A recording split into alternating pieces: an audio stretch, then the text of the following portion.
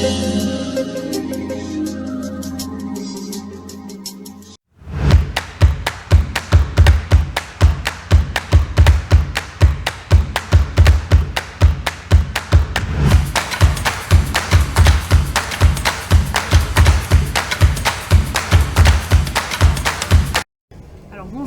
je m'appelle Leïla et j'ai grandi ici à Vence. Je suis aujourd'hui artiste, auteur et je fais de la micro-édition, donc c'est-à-dire de l'édition avec très peu de moyens, donc avec les moyens du bord. J'écris, j'illustre et j'imprime dans mon atelier plusieurs types d'écriture et j'aide aussi à l'édition plusieurs camarades, amis avec lesquels je crée des bouquins. Donc on est ici sur le salon du livre 2022 à Vence. Et, le 10e. Le 10e, l'anniversaire, c'est vrai. Le 10e salon du livre. Et voilà, je présente quelques nouveautés, donc des recueils de textes comme celui-ci, où je mélange du coup plusieurs textes écrits à des époques différentes et que j'édite de manière très très simple comme ça. Voilà, un peu comme un bouquin quoi. Mais je fais tout moi-même, donc c'est un peu la différence au niveau de mon stand, c'est que j'ai pas forcément de maison d'édition pour le moment, c'est de l'artisanat et c'est du do it yourself quoi. Donc j'ai plusieurs inspirations. Je m'inspire beaucoup du mouvement punk qui est né dans les années 70 et qui a créé ce qu'on appelle le fanzine. Donc c'était des magazines que les fans de groupes de punk créaient avec les paroles dedans et des images et tout. Et voilà, moi j'ai un peu hérité de cette culture-là, mais sur un mode plus littérature, où du coup j'écris mes expériences, mes ressentis, des articles et tout, et je les édite moi-même. Et ça coûte pas très cher, et j'en fais plein, et voilà. Donc je me sers aussi pas mal du climat politique et sociétal. Donc je vais parler de sujets qui sont parfois politiques, parfois personnels, et qui souvent en fait sont les deux quoi.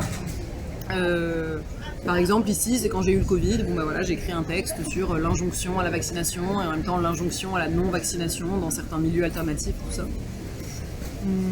Je raconte d'autres expériences aussi, notamment je parle de mon mode de vie, donc en collectif et tout, etc. Des histoires aussi professionnelles, Enfin, souvent ce que j'écris ça parle aussi d'expériences un peu ratées quoi, ou qui se passent pas exactement comme on l'attendrait. Et je fais aussi de la poésie, donc il y en a qui disent que c'est de la poésie engagée, moi je suis pas sûre, mais c'est vrai qu'il y a quand même un engagement politique qui transparaît dans ce que je fais. Donc voilà, la poésie.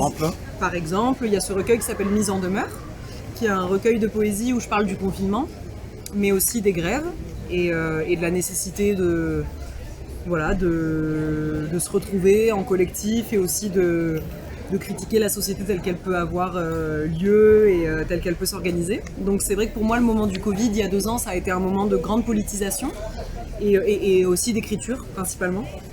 Donc j'ai beaucoup écrit voilà, sur ce sentiment un peu de perte de sens, d'enfermement et en même temps en tant qu'artiste j'ai eu l'impression que tout le monde vivait ma réalité au moment du confinement parce que tout le monde était chez soi et faisait des trucs de leur côté. Et en tant qu'artiste, que tu aies un atelier ou pas, tu travailles à la maison quoi, donc c'est vrai que ça a été un moment important pour moi, paradoxal. Et je fais aussi de la poésie, voilà. Plus récemment, j'ai écrit ce recueil qui s'appelle Oléoduc, où je parle du réchauffement climatique, de l'éco-anxiété et des frontières de l'Europe. Ce qui me mène au prochain livre, qui est À moi vivant invisible, qui est un livre que j'ai fait avec un ami migrant qui a traversé la Méditerranée en 2017 et qui vient de Guinée, et dans lequel il raconte son récit d'exil. Donc j'ai pas écrit ce livre, je l'ai juste aidé à le traduire de l'espagnol et à lui donner une forme éditée quoi.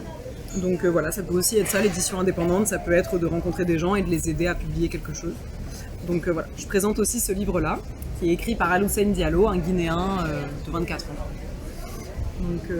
Donc voilà, et d'autres recueils de poésie comme celui-ci qui date un peu plus. Voilà, où je parle de plein de choses, de moi, de la situation aussi, politique, et puis de qu'est-ce que ça fait que d'être artiste quand on bénéficie des aides sociales et quand ça marche pas forcément très bien ce qu'on fait. Donc voilà, beaucoup de sujets. Et aussi, je vais finir avec ça, une revue de poésie locale où en fait j'ai invité plusieurs amis qui vivent comme moi à Vence et parfois même avec moi dans ma maison à écrire des poèmes ou à me donner des poèmes déjà écrits. Et on en a fait une revue collective qui s'appelle, pour le jeu de mots, Connivence. Connivence, ouais. Voilà, donc c'est Très bien, un bien hommage à trouvé. la ville et aussi à la poésie et à la jeunesse, puisqu'on a tous moins de 30 ans, enfin moins de 40 ans on va dire. Donc voilà, revue de poésie locale. C'est tout.